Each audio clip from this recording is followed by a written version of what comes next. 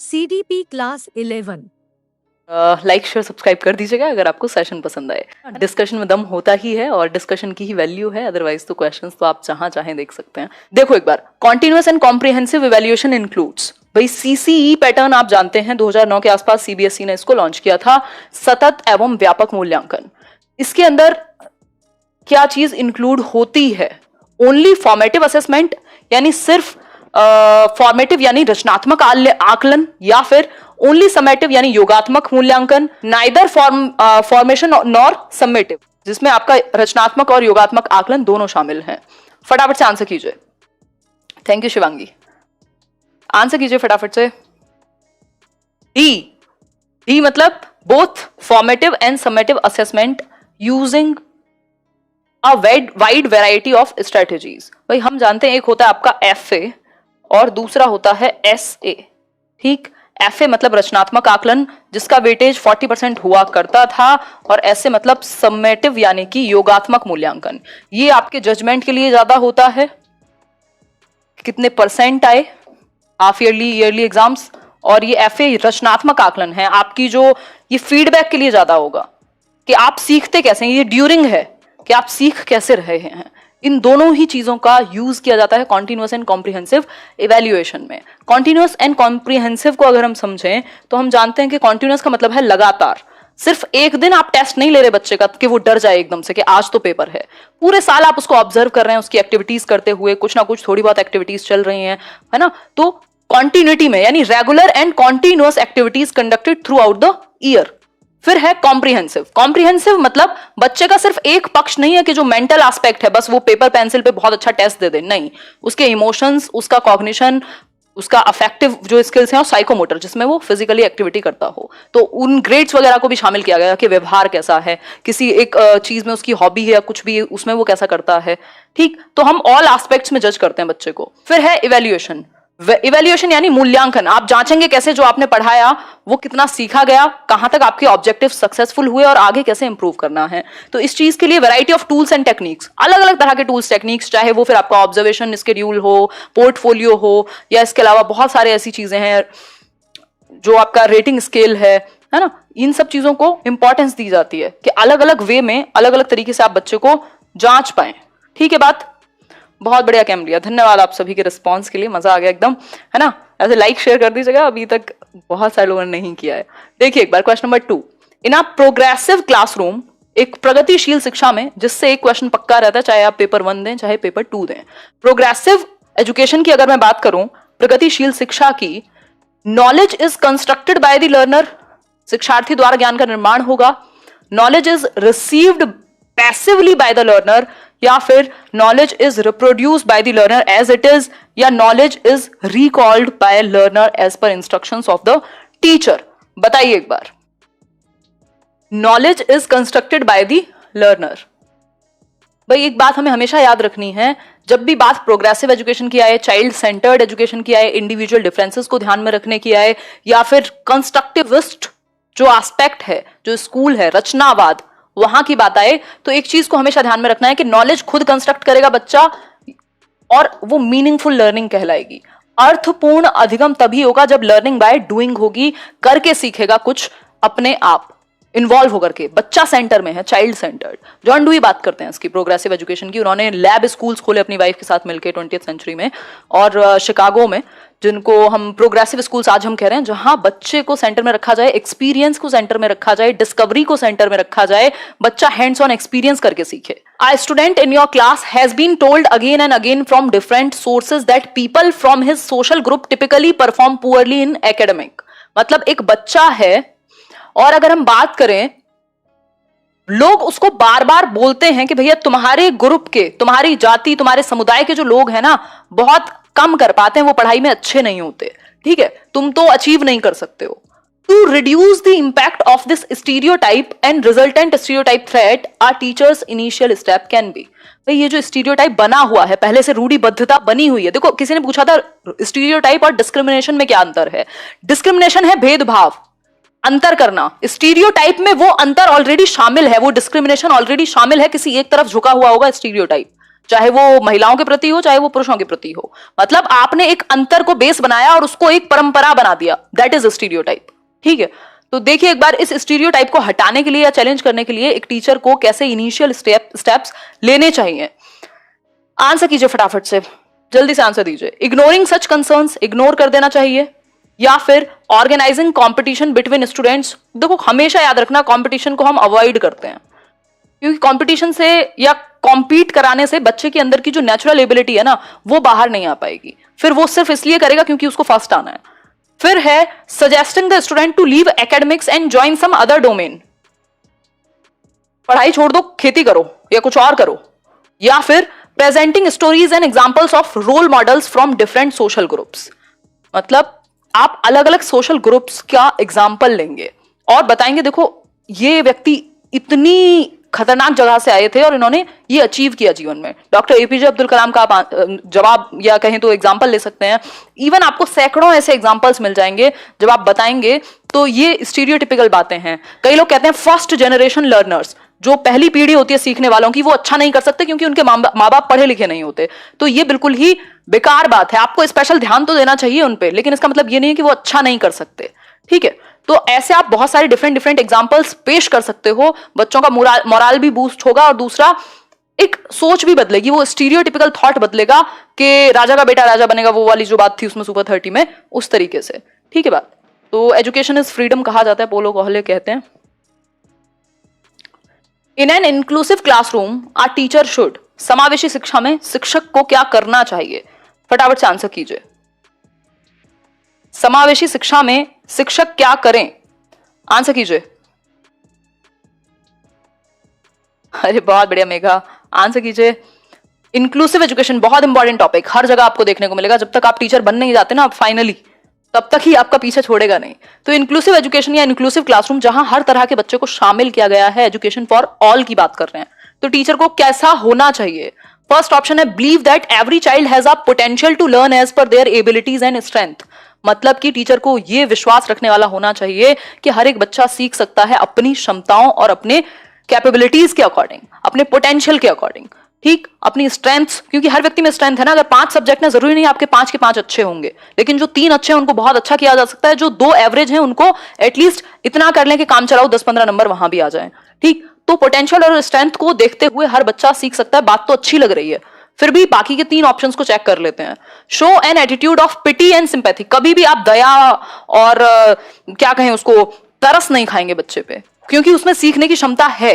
Empathy की जरूरत है हमें, सिंपैथी की कम है। ठीक, फिर है use labels such as handicapped child, कभी भी हम लेबलिंग नहीं करते इंक्लूसिव एजुकेशन में, कभी भी नेम कॉलिंग नहीं करते, नाम नहीं रखते।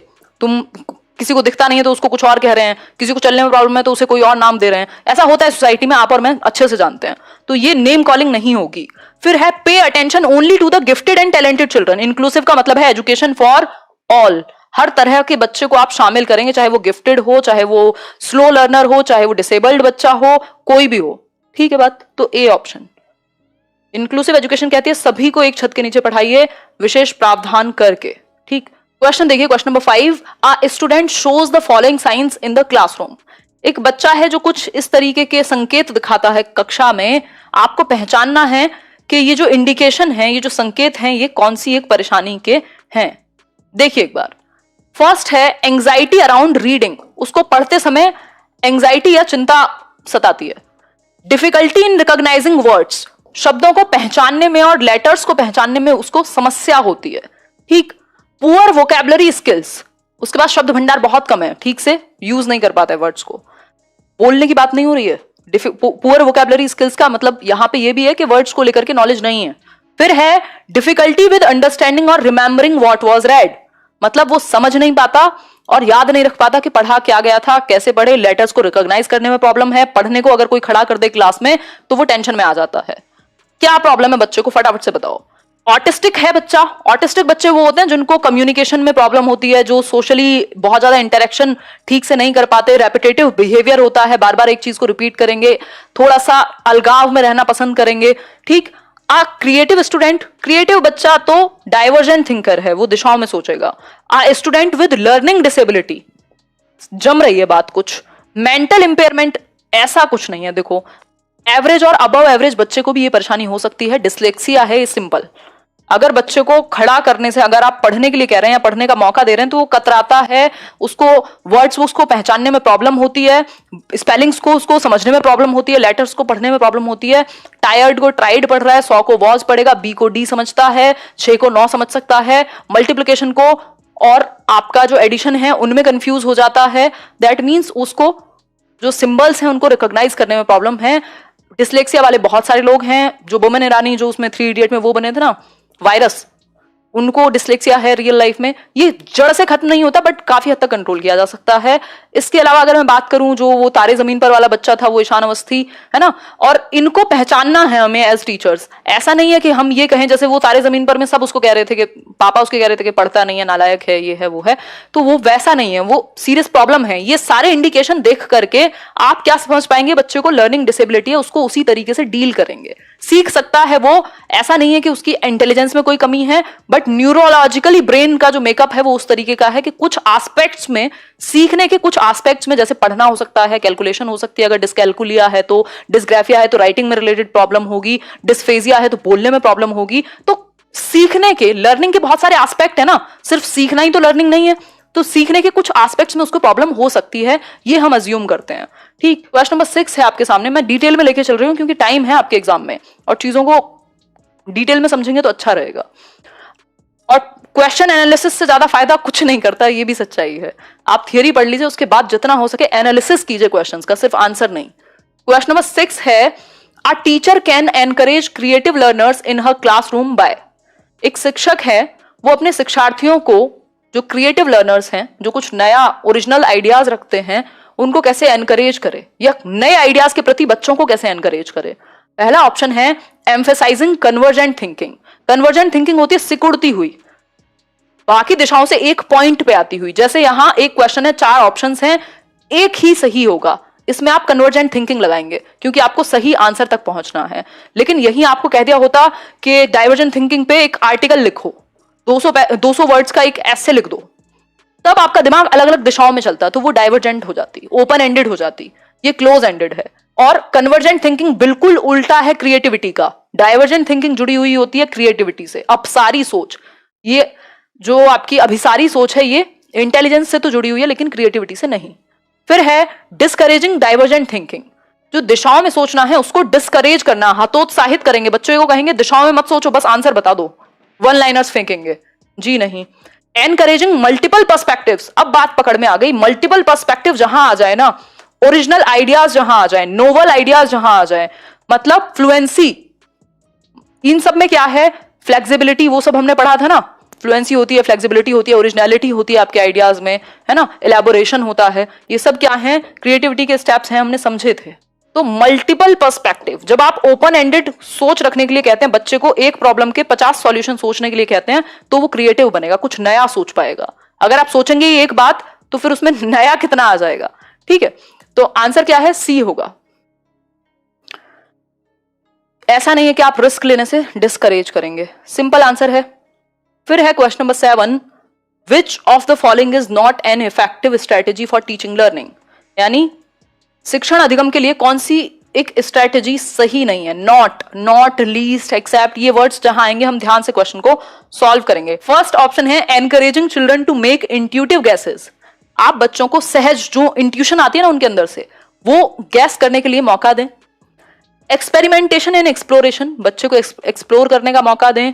डायलॉग एंड डिस्कशन, मतलब संवाद, डिस्कस करने का मौका दें, टीचर के साथ वो डिस्कस करे अपने आइडियाज को। फिर है D option, focusing on reproduction of knowledge as given, मतलब जैसी नॉलेज दे दी गई है उसको एब्सोल्यूट ट्रूथ मान के और भर लो अपने अंदर।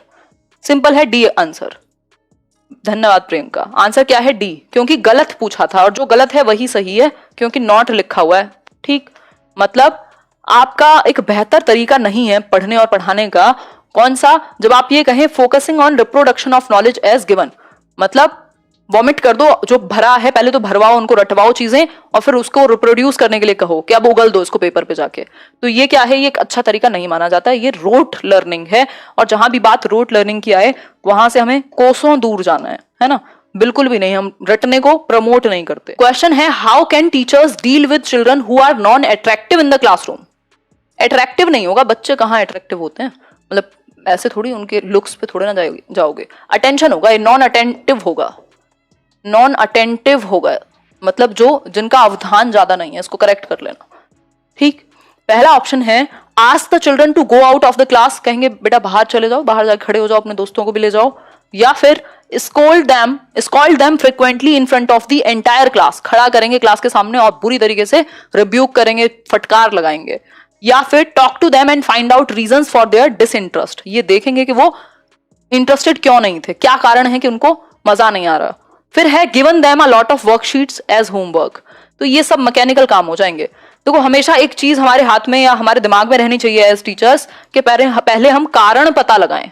ऐसे तो नहीं होता ना कि आप ऐसे छोड़ो, बेकार एग्जांपल याद आ रहा है। Talk to them and find out reasons for their disinterest, मतलब आप हमेशा कारण पता लगाते हैं ना, ऐसे घर में भी कोई बात हो जाती है या दोस्तों में कहीं बात हो जाती है, ऐसे ब्रेकअप कारण पता लगाते हैं ना कि वर्क क्यों नहीं कर रहा, आखिर प्रॉब्लम है कहाँ।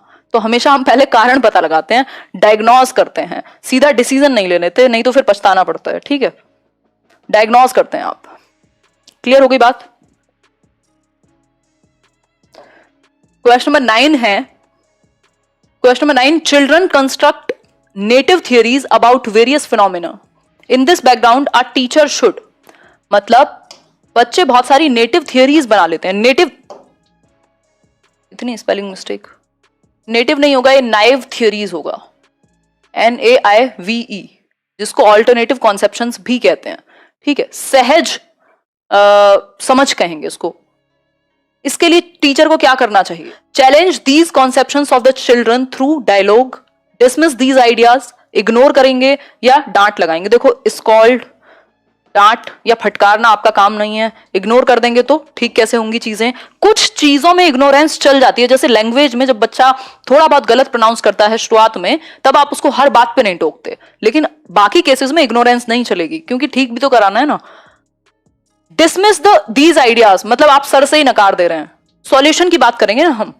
Challenge these conceptions of the children through dialogue, आप डिस्कशन के थ्रू इन विचारों को कुछ साइंटिफिक फैक्ट्स बताएंगे। भाई आपका कोई दोस्त है और वो मानने को तैयार नहीं है कि नहीं रास्ता काट जाए अगर बिल्ली तो दिन बुरा हो जाता है। अब ये जो एक नोशन बनाया हुआ है, या तो आपके पास इसको लेकर के कुछ साइंटिफिक फैक्ट हो जब आप डिस्कस करें, या कुछ उस तरीके की बात हो, कुछ मुद्दा हो, तो डिस्कशन डायलॉग के थ्रू चीजें सॉल्व की जा सकती हैं। हालांकि बच्चों की जो नाइव थियरीज होती हैं वो ऐसी होती हैं कि ट्रेन चल रही है तो भाई हम भी चल रहे होंगे, है ना, या वो जो मून की अपनी लाइट नहीं है जो तारों की है, ये वाली जो एक थियरी है। ऐसे साइंस के बहुत सारे कॉन्सेप्ट्स होते हैं जो बच्चे गलत या फिर वैकल्पिक धारणाएं लेके आते हैं स्कूल में, उन्हें लगता है ऐसा नहीं ऐसा होता होगा। ठीक, तो उनको फैक्ट्स के थ्रू, डिस्कशन के थ्रू ठीक कराया जा सकता है। इनको ऑल्टरनेटिव कॉन्सेप्शंस या नाइव थियरीज भी कहते हैं। ऑल्टरनेटिव कॉन्सेप्शंस, एक क्वेश्चन जरूर आता है इस पे भी। और इनको हम गलत या ये नहीं कहते कि बच्चे को डांटेंगे फटकारेंगे, इनको एक्सेप्ट करेंगे कि हाँ बच्चा कुछ गलत नॉलेज लेकर के आ सकता है, उसके पास इंफॉर्मेशन में गड़बड़ी हो सकती है। आप फैक्ट्स के थ्रू, डिस्कशन के थ्रू उसको ठीक करते हैं और जानने का प्रयास करते हैं। ये सही बोल रहे हो सौरभ, इसमें जो आंसर था ना, ये वाला जो वर्ड था, अगर बाकी 4 ऑप्शंस में से हमें एक भी ढंग का मिल जाता ना, हम इसको छोड़ देते इस ऑप्शन को, क्योंकि ये जो चैलेंज कहा है ना इन्होंने, ये थोड़ा सा खतरनाक हो जाता है। लेकिन फिर बात वही है, पेडागोजी में आपके कॉन्सेप्ट से भी ज्यादा आपके क्वेश्चंस इसलिए इंपॉर्टेंट है कि आप लैंग्वेज को समझ पाएं, सेंस निकाल पाएं। और 4 ऑप्शंस हैं और आपकी एग्जामिनर से कोई बहस तो हो नहीं सकती कि आप उसको ज्ञान दे देंगे जाके, तो आपके पास एक ही ऑप्शन चूज करने का मतलब ऑप्शन है अगर मैं कहूं तो उस केस में हमें, इसीलिए तो मैं हमेशा एक डिस्कशन होता ही हमारे बीच कि कभी भी वर्ड्स मत रटिए कि रोट आ गया, ये आ गया, वो आ गया, ये वर्ड जहां दिखेंगे वो सब गलत। ये 90% जगह पर शायद काम कर जाएं, लेकिन जब 10% क्वेश्चन ऐसे आएंगे जिनकी लैंग्वेज घुमाएगी आपको, तो फिर वर्ड देख के भाग जाओगे और गलत हो जाएगा क्वेश्चन, क्योंकि आपको ओवरऑल सेंस समझना पड़ेगा पेडागोजी के क्वेश्चन का, अदरवाइज तो प्रॉब्लम हो सकती है। तो हमेशा वो वर्ड रटने वाला मुद्दा काम नहीं करेगा।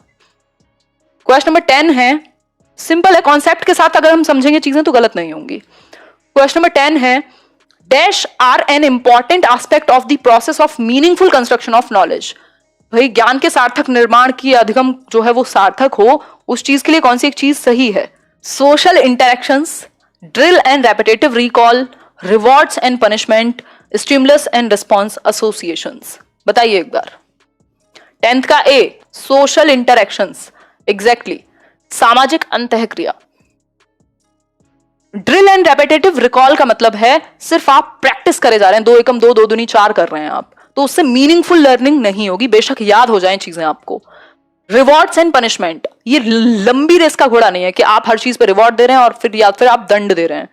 फिर है stimulus and response association. Stimulus है कोई कि भाई आपको फर्स्ट आना था, रिवॉर्ड जीतना है इसलिए आप पढ़ रहे हैं, वो भी उतना बेहतर नहीं है। ये तीनों चीजें काम तो करा सकती हैं आपसे, लेकिन मीनिंगफुल लर्निंग हमेशा एक्टिविटी या करके सीखने से होगा, लर्निंग बाय डूइंग से होगा, एक्सपीरियंस से होगा, हैंड्स ऑन एक्सपीरियंस से होगा, डिस्कवरी लर्निंग से होगा, प्रोजेक्ट से होगा, कोऑपरेशन से होगा, इन सब चीजों से होगा मीनिंगफुल लर्निंग, यानी सार्थक अधिगम, जो आपके जीवन पर्यंत साथ रहे, जिसका कोई मतलब हो। और मीनिंगफुल लर्निंग की कौन बात करता है? कंस्ट्रक्टिविज्म भी बात करता है। इसके अलावा अगर मैं बात करूं आपका जॉन डूई भी बात कर रहे हैं कहीं ना कहीं child centred education, progressive education में। तो सामाजिक अंतःक्रिया जब आप करते हैं ना, लोगों के साथ आप कोई एक टॉपिक डिस्कस कर रहे हैं या आपने अपने आसपास अपने बड़ों से कुछ सीखा, जब वो इंटरेक्शन होकर के आप रियल लाइफ लर्निंग कर पा रहे हैं तो वो मीनिंगफुल होगी फिर यहाँ।